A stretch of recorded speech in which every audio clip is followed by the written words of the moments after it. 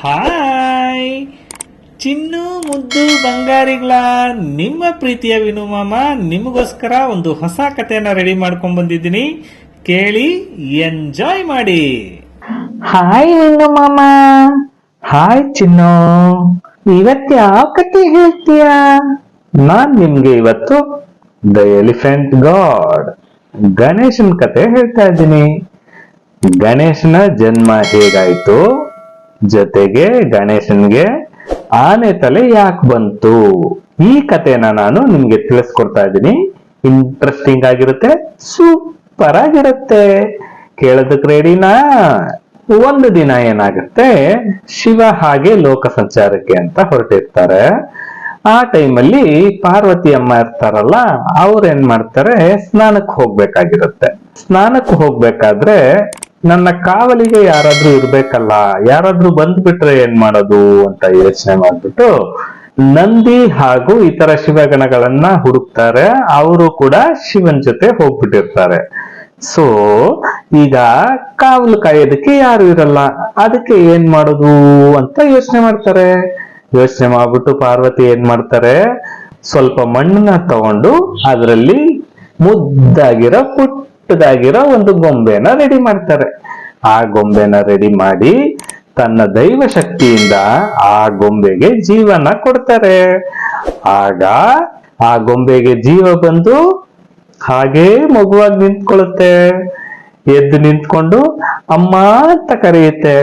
ಆಗ ಪಾರ್ವತಿ ಅಮ್ಮನ್ಗೆ ತುಂಬಾ ಖುಷಿ ಆಗುತ್ತೆ.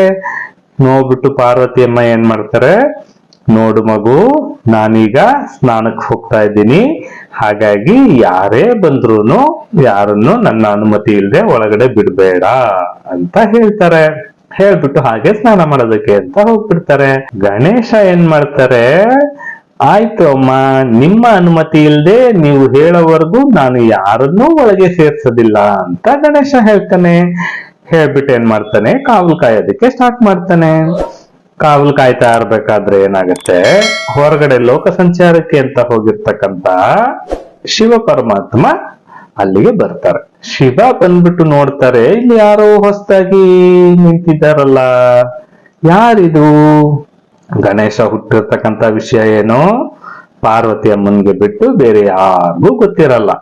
ಯಾಕೆಂದ್ರೆ ಯಾರು ಇರ್ಲಿಲ್ಲ ಅಲ್ಲಿ ಅಲ್ವಾ. ಸೊ ಗಣೇಶನ್ಗೂ ಕೂಡ ಅಮ್ಮನ್ನ ಬಿಟ್ರೆ ಬೇರೆ ಯಾರೂ ಗೊತ್ತಿರಲ್ಲ, ಯಾರ ಪರಿಚಯನೂ ಕೂಡ ಇರಲ್ಲ. ಈಗ ಏನಾಗುತ್ತೆ, ಶಿವ ಹಾಗೆ ಒಳಗಡೆ ಬರೋದಕ್ಕೆ ಅಂತ ಹೋಗ್ತಾರೆ. ಆಗ ನಿಲ್ಲಿ ಅಂತನ್ಬಿಟ್ಟು ಕೈ ತೋರ್ಸ್ಬಿಟ್ಟು ಗಣೇಶ ಶಿವನ್ನ ತಡೀತಾರೆ.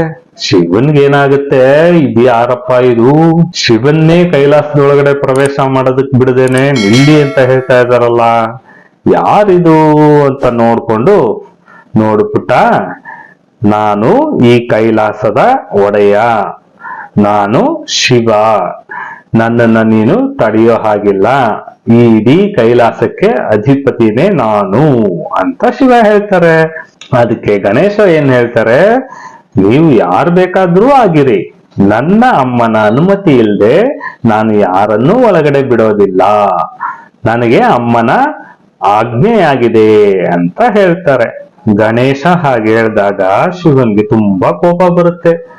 ಇದೇನಿದು, ಕೈಲಾಸದೊಳಗಡೆ ನನ್ನನ್ನೇ ಬಿಡದೇನೆ ಅನುಮತಿಗೋಸ್ಕರ ಕಾಯ್ಬೇಕು ಅಂತ ಹೇಳ್ತಾ ಇದಾರಲ್ಲ ಅಂತ ಕೋಪ ಬರುತ್ತೆ. ಕೋಪ ಬಂದಾಗ ಏನ್ ಹೇಳ್ತಾರೆ, ಮತ್ತೆ ಸಮಾಧಾನ ಮಾಡ್ಕೊಂಡು, ನೋಡು ಕಂದ, ಈ ಕೈಲಾಸಕ್ಕೆ ಅಧಿಪತಿನೇ ನಾನು, ನನ್ನ ಹೆಸರು ಈಶ್ವರ, ಶಿವ ಪರಮಾತ್ಮ. ಸೊ ನಾನು ಇದ್ರೊಳಗಡೆ ಈಗ ಹೋಗ್ಬೇಕಾಗಿದೆ, ನನಗೆ ಯಾರ ಅನುಮತಿ ಕೂಡ ಬೇಕಾಗಿಲ್ಲ, ನೀನು ಅರ್ಥ ಮಾಡ್ಕೋ, ನನ್ನನ್ನ ಒಳಗಡೆ ಹೋಗೋದಕ್ಕೆ ಅನುಮತಿ ಕೊಡು ಅಂತ ಕೇಳ್ಕೊಂತಾರೆ. ಆಗ ಮತ್ತೆ ಗಣೇಶ ಏನ್ ಹೇಳ್ತಾರೆ, ಇಲ್ಲ, ನನ್ನ ತಾಯಿಯ ಅನುಮತಿ ಇಲ್ದೇನೆ ನಾನು ಯಾರನ್ನು ಒಳಗಡೆ ಬಿಡೋದಿಲ್ಲ, ನೋ ಎಂಟ್ರಿ ಅಂತ ಹೇಳ್ಬಿಡ್ತಾರೆ. ಸೊ ಈಗೇನಾಗುತ್ತೆ, ಶಿವನ್ಗೆ ತುಂಬಾ ಕೋಪ ಬರುತ್ತೆ. ಹಾಗೆ ಕಣ್ಣನ್ನ ಬಿಟ್ಕೊಂಡು ಆ ಮಗುನ ಹಾಗೆ ದುರ್ಗುಟ್ಕೊಂಡು ನೋಡ್ತಾ, ಏಯ್ ಪುಟ್ಟ ಬಾಲಕ, ನೀನು ಚಿಕ್ಕವನು ಅನ್ನೋದಕ್ಕೋಸ್ಕರ ನಾನು ನಿನ್ನನ್ನ ಕ್ಷಮಿಸ್ತಾ ಇದ್ದೀನಿ, ನನ್ನ ಕೋಪನ ನೀನು ಕೆರಳಿಸ್ಬೇಡ, ನನ್ನನ್ನ ಒಳಗಡೆ ಹೋಗೋದಕ್ಕೆ ಅನುಮತಿ ಕೊಡು, ಇಲ್ಲ ಅಂದ್ರೆ ಏನಾಗುತ್ತೆ ಅನ್ನೋದು ನನಗೇ ಗೊತ್ತಿಲ್ಲ ಅಂತ ಅನ್ಕೊಂಡು ಕೋಪದಿಂದ ಮಾತಾಡ್ತಾರೆ. ಅದಕ್ಕೆ ಈ ಗಣೇಶ ಸ್ವಲ್ಪನೂ ಹೆದರ್ಕೊಳ್ಳಲ್ಲ. ನೀವ್ ಯಾರು ಬೇಕಾದ್ರೂ ಆಗಿರಿ, ನಾನ್ ಮಾತ್ರ ನನ್ನ ತಾಯಿ ಅನುಮತಿ ಇಲ್ದೆ ನಾನು ಯಾರನ್ನು ಒಳಗಡೆ ಬಿಡೋದಿಲ್ಲ ಅಂತ ಹೇಳ್ಬಿಡ್ತಾರೆ. ಈಗ ಶಿವನ್ಗೆ ಕೋಪ ಬಂದ್ಬಿಡುತ್ತೆ. ನನ್ನನ್ನ ಈಗ ನೀನು ಒಳಗಡೆ ಬಿಡ್ತೀಯೋ ಇಲ್ವೋ, ಅಥವಾ ನಿನ್ನ ತಲೆನ ನಾನು ಕತ್ತರಿಸಾಕ್ಬಿಡ್ತೀನಿ ಅಂತ ಹೇಳ್ತಾರೆ. ಈ ರೀತಿ ಕೋಪ ಮಾಡ್ಕೊಂಡು ಹೇಳಿದ್ರು ಗಣೇಶ ಸ್ವಲ್ಪನೂ ತಲೆ ಕೆಡಿಸ್ಕೊಳಲ್ಲ, ಹಾಗೇ ನಿಂತಿರ್ತಾರೆ. ಯಾರನ್ನು ನಾನು ಒಳಗಡೆ ಬಿಡೋದಕ್ಕಾಗಲ್ಲ ಅಂತ ಹೇಳ್ಬಿಡ್ತಾರೆ. ಆಗ ಶಿವನ್ಗೆ ಕೋಪ ಬಂದು ತನ್ನ ತ್ರಿಶೂಲನ ತಗೊಂಡು ಹಾಗೆ ಆ ಪಾಪು ತಲೆನ ಕಚಕ್ ಅಂತ ಕತ್ತರಿಸ್ಬಿಡ್ತಾರೆ. ಅದು ಕತ್ತರಿಸ್ತಾ ಇದ್ದಾಗ ಏನಾಗುತ್ತೆ, ಆಗ ಕತ್ತರಿಸಿದಾಗ ಗಣೇಶ ಏನ್ ಮಾಡ್ತಾರೆ, ಅಮ್ಮ ಅಂತ ಕಿರ್ಚಿ ಹಾಗೆ ಬಿತ್ಕೊಂಡ್ಬಿಡ್ತಾರೆ. ಇದನ್ ಕೇಳಿದಂತಹ ಪಾರ್ವತಿ ಸ್ನಾನ ಮುಗಿಸ್ಕೊಂಡು ಹಾಗೆ ಹೊರಗಡೆ ಬಂದು ನೋಡ್ತಾರೆ. ಗಣೇಶನ್ ತಲೆ ಬೇರೆ ಆಗ್ಬಿಟ್ಟಿದೆ, ದೇಹ ಬೇರೆ ಆಗ್ಬಿಟ್ಟಿದೆ. ಅಯ್ಯೋ, ನನ್ ಕಂದನ್ ಏನ್ ಮಾಡಿದ್ರಿ, ಈ ರೀತಿ ಯಾರು ಮಾಡಿದ್ದು, ಯಾರು ಹೇಳಿ ಹೇಳಿ ಅಂತ ಪಾರ್ವತಿ ಕೇಳ್ತಾರೆ. ಇದನ್ ಕೇಳಿದಾಗ ಶಿವ, ಅಯ್ಯೋ ಯಾರಿದು, ನನ್ನನ್ನ ಒಳಗಡೆ ಬರೋದಕ್ಕೆ ಅನುಮತಿನೇ ಕೊಡ್ಲಿಲ್ಲ, ಹಾಗಾಗಿ ನಾನು ತುಂಬಾ ಸಲ ಕೇಳಿದ್ರು ಅವರು ಅನುಮತಿ ಕೊಡದೇ ಇದ್ದ ಕಾರಣ ನಾನೇ ಕೋಪದಿಂದ ಅವರು ಶಿರಚ್ಛೇದ ಮಾಡಿದ್ದೀನಿ, ಅಂದ್ರೆ ತಲೆನ ಕತ್ತರಿಸಾಕಿದ್ದೀನಿ ಅಂತ ಹೇಳ್ತಾರೆ. ಹೌದಾ, ಅಯ್ಯೋ ಇದು ನನ್ನ ಕಂದ, ನನ್ನ ಮಗು ತಲೆನೇ ಕತ್ತರಿಸ್ಬಿಟ್ರ ನೀವು, ನನಗದೆಲ್ಲ ಗೊತ್ತಿಲ್ಲ, ನನ್ಗೀಗ ನನ್ನ ಮಗು ಜೀವಂತವಾಗಿ ಬೇಕು ಬೇಕು ಅಂತ ಅಳೋದಕ್ ಸ್ಟಾರ್ಟ್ ಮಾಡ್ತಾರೆ. ಪಾರ್ವತಿ ಅಳೋದನ್ನ ನೋಡಿ ಶಿವನ್ಗೆ ತಲೆ ಕೆಟ್ಟೋಗ್ಬಿಡುತ್ತೆ. ಅಯ್ಯಯ್ಯೋ, ನಾನ್ ಕೋಪದಲ್ಲಿ ಏನ್ ಹಿಂಗ್ ಮಾಡ್ಬಿಟ್ನಲ್ಲ, ನಮ್ಮ ಮಗು ಅಂತ ಗೊತ್ತಿಲ್ದೇನೆ ನಾನು ಅವ್ರನ್ನ ತಲೆನ ಕತ್ತರಿಸ್ಬಿಟ್ಟಿದ್ದೀನಲ್ಲ, ಏನ್ ಮಾಡೋದು ಈಗ ಅಂತ ಯೋಚನೆ ಮಾಡ್ತಾ ಇರ್ತಾರೆ. ಆ ರೀತಿ ಯೋಚನೆ ಮಾಡ್ತಾ ಹಾಗೆ ವಿಷ್ಣು ಹತ್ರ ಕೇಳ್ತಾರೆ. ವಿಷ್ಣು ಏನ್ ಮಾಡ್ತಾರೆ, ಒಂದು ಐಡಿಯಾ ಕೊಡ್ತಾರೆ. ಈಗ ಶಿವಗಣಗಳೇ ಮತ್ತು ದೇವಗಣಗಳೇ, ನೀವೆಲ್ರೂ ಪ್ರಪಂಚದ ಮೂಲೆ ಮೂಲೆಗಳಿಗೆ ಹೋಗಿ ಉತ್ತರ ದಿಕ್ಕಿಗೆ ಯಾರು ತಲೆ ಇಟ್ಟು ಮಲಗಿರ್ತಾರೋ ಅವರ ತಲೆಯನ್ನ ಕಡಿದು ತಗೊಂಬನ್ನಿ, ಇದು ಸೂರ್ಯ ಮುಳುಗೋದ್ರೊಳಗಡೆ ಆಗ್ಬೇಕು ಅಂತ ಹೇಳ್ತಾರೆ. ಹಾಗೆ ಹೇಳಿದ ತಕ್ಷಣ ದೇವಗಣಗಳು ಮತ್ತೆ ಶಿವಗಣಗಳು ಏನ್ ಮಾಡುತ್ತೆ, ಪ್ರಪಂಚದ ಮೂಲೆ ಮೂಲೆಗೆ ಹೋಗ್ತಾರೆ, ಎಲ್ಲಾ ಕಡೆ ಹುಡ್ಕೊಂಡು ಹೋಗ್ತಾರೆ. ಯಾರನ್ನು ಉತ್ತರಕ್ಕೆ ತಲೆ ಹಾಕಿ ಮಲಗಿರೋದೇ ಇಲ್ಲ. ಈ ಶಿವಗಣಗಳು ಕಾಡಿಗೆ ಪ್ರವೇಶ ಮಾಡ್ತಾರೆ. ಅಲ್ಲಿ ನೋಡಿದ್ರೆ ಒಂದು ಆನೆ ಉತ್ತರ ದಿಕ್ಕಿಗೆ ತಲೆ ಇಟ್ಟು ಮಲಗಿರುತ್ತೆ.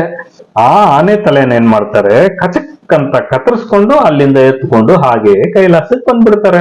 ಬಂದ್ಬಿಟ್ಟು ಏನ್ ಮಾಡ್ತಾರೆ, ವಿಷ್ಣು ಹತ್ರ ಆ ತಲೆಯನ್ನ ತೋರಿಸ್ತಾರೆ. ಇದೇನಿದು, ಯಾವ್ದಾದ್ರು ಮನುಷ್ಯನ ತಲೆಯನ್ನ ತಗೊಂಬನ್ನಿ ಅಂತ ಹೇಳಿದ್ರೆ ನೀವು ಪ್ರಾಣಿ ತಲೆಯನ್ನ ತಂದಿದ್ದೀರಲ್ಲ ಅಂತ ಕೇಳ್ತಾರೆ.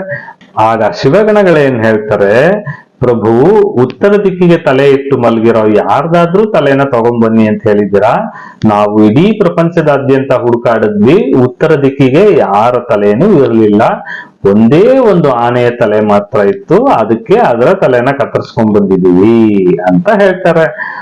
ಓ ಹಾಗಿದ್ರೆ ಆ ತಲೆನ ಕೊಡಿ ಅಂತ ತಗೊಂಡು ಆ ತಲೆನ ಏನ್ ಮಾಡ್ತಾರೆ, ಗಣೇಶನ್ಗೆ ಜೋಡಿಸ್ತಾರೆ. ಜೋಡಿಸ್ಬಿಟ್ಟು ಬ್ರಹ್ಮ ಏನ್ ಮಾಡ್ತಾರೆ, ಅದಕ್ಕೆ ಜೀವ ಕೊಡ್ತಾರೆ. ಜೀವ ಕೊಟ್ಟಾಗ ಸತ್ತಿರ್ತಕ್ಕಂತಹ ಗಣೇಶ ಏನ್ ಮಾಡ್ತಾರೆ, ಜೀವ ಬಂದು ಟಕ್ ಅಂತ ಎದ್ ನಿಂತ್ಕೊಂತಾರೆ.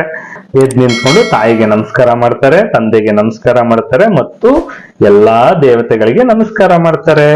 ತನ್ನ ಮಗ ಜೀವಂತವಾಗಿ ಎದ್ದಿದ್ದನ್ನ ನೋಡಿದಂತಹ ಪಾರ್ವತಿಗೆ ಏನಾಗುತ್ತೆ, ತುಂಬಾ ಖುಷಿ ಆಗುತ್ತೆ. ಆದ್ರೆ ಒಂದು ಯೋಚನೆ ಸ್ಟಾರ್ಟ್ ಆಗುತ್ತೆ. ತನ್ನ ಮಗು ಜೀವಂತವಾಗಿ ಬಂದಿದ್ರಿಂದ ಪಾರ್ವತಿ ಅಮ್ಮನ್ಗೆ ಏನಾಗುತ್ತೆ, ತುಂಬಾ ಖುಷಿ ಆಗುತ್ತೆ. ಖುಷಿ ಆಗ್ಬಿಟ್ಟು ಏನ್ ಹೇಳ್ತಾರೆ, ನನ್ನ ಮಗು ಏನೋ ಜೀವಂತವಾಗಿ ಬಂದಿದ್ದಾರೆ, ಆದ್ರೆ ಇವರಿಗೆ ಆನೆ ತಲೆ ಇರೋದ್ರಿಂದ ಏನಾಗುತ್ತೆ, ಎಲ್ಲಾರು ಇವನನ್ನ ನೋಡಿ ಅಪಹಾಸ್ಯ ಮಾಡ್ತಾರೆ, ಗೇಲಿ ಮಾಡ್ತಾರೆ, ತಮಾಷೆ ಮಾಡ್ತಾರೆ. ಹಾಗಾಗಿ ಆ ರೀತಿ ಆಗ್ಬಾರ್ದು, ನನ್ನ ಮಗುಗೆ ಒಳ್ಳೆ ಗೌರವ ಪ್ರೀತಿ ಸಿಗ್ಬೇಕು, ಅದಕ್ಕೆ ಏನಾದ್ರೂ ಮಾಡಿ ಅಂತ ಕೇಳ್ಕೊಂತಾರೆ. ಆಗೇನ್ ಮಾಡ್ತಾರೆ, ದೇವಗಣಗಳೆಲ್ಲ ಸೇರ್ಕೊಂಡು ಶಿವ ಮತ್ತೆ ವಿಷ್ಣುವನ್ನ ಕೇಳ್ಕೊಂತಾರೆ. ಕೇಳ್ಕೊಂಡಾಗ ಶಿವ ಮತ್ತೆ ವಿಷ್ಣು ಏನ್ ಮಾಡ್ತಾರೆ, ಗಣೇಶನ್ಗೆ ಆಶೀರ್ವಾದ ಮಾಡ್ತಾರೆ. ಆಶೀರ್ವಾದ ಮಾಡೋದೇನು, ಇನ್ಮೇಲೆ ಗಣೇಶ ಬಂದು ಗಣಗಳ ಅಧಿಪತಿಯಾಗಿರ್ತಾರೆ, ಅವರಿಗೇನೆ ಮೊದಲನೇ ಪೂಜೆ ಸಲ್ಲಬೇಕಾಗತ್ತೆ. ಇವರು ಎಲ್ಲಾ ಸಂಕಷ್ಟಗಳನ್ನ ಪರಿಹಾರ ಮಾಡುವಂತಹ ದೇವರಾಗಿರ್ತಾರೆ. ಸೊ ವಿದ್ಯೆ ಬುದ್ಧಿನಲ್ಲಿ ಇವರಿಗೆ ತುಂಬಾನೇ ಜ್ಞಾನ ಇರುತ್ತೆ, ಜ್ಞಾನವಂತ ಆಗಿರ್ತಾರೆ, ಬುದ್ಧಿವಂತ ಆಗಿರ್ತಾರೆ, ಅಂಥ ದೇವರು ಗಣೇಶ ಆಗ್ತಾರೆ. ಹಾಗಾಗಿ ಯಾರು ಎಲ್ಲೇ ಪೂಜೆ ಮಾಡ್ಬೇಕಾದ್ರೂ ಮೊದ್ಲು ಗಣೇಶನಿಗೆ ಪೂಜೆ ಮಾಡಿದ್ರೆ ಮಾತ್ರನೇ ಅದು ಬೇರೆ ಎಲ್ಲಾ ದೇವತೆಗಳಿಗೂ ಸಲ್ಲುತ್ತೆ. ಆದಿ ಪೂಜೆ ಗಣಪನಿಗೆ ಮಾತ್ರನೇ ಅಂತ ಆಶೀರ್ವಾದ ಮಾಡ್ತಾರೆ. ಆಗ ಎಲ್ಲಾರ್ಗು ತುಂಬಾ ಖುಷಿ ಆಗುತ್ತೆ. ಈಗ ಗಣೇಶನ್ಗೆ ತುಂಬಾ ಖುಷಿ ಆಗುತ್ತೆ. ಖುಷಿ ಆಗ್ಬಿಟ್ಟು ಅಪ್ಪ ಅಮ್ಮನ ಹತ್ರ ಆಶೀರ್ವಾದ ತಗೊಂತಾರೆ. ಈ ರೀತಿ ಗಣೇಶನ ಜನ್ಮ ಆಯ್ತು, ಮತ್ತೆ ಗಣೇಶನ್ಗೆ ಆನೆ ತಲೆ ಬಂತು. ಈ ಕಥೆ ನಿಮ್ಗೆಲ್ಲ ಇಷ್ಟ ಆಗಿತ್ತು ಅಂತಂದ್ರೆ ಪದೇ ಪದೇ ಕೇಳ್ತಾರಿ, ಎಂಜಾಯ್ ಮಾಡ್ತಾರಿ. ನಿಮ್ಮ ವಿನುಮಮ್ಮ ಮತ್ತೊಂದು ಕಥೆಯೊಂದಿಗೆ ಮತ್ತೆ ಬರ್ತೀನಿ. ಅಲ್ಲಿವರೆಗೂ ಬಾಯ್.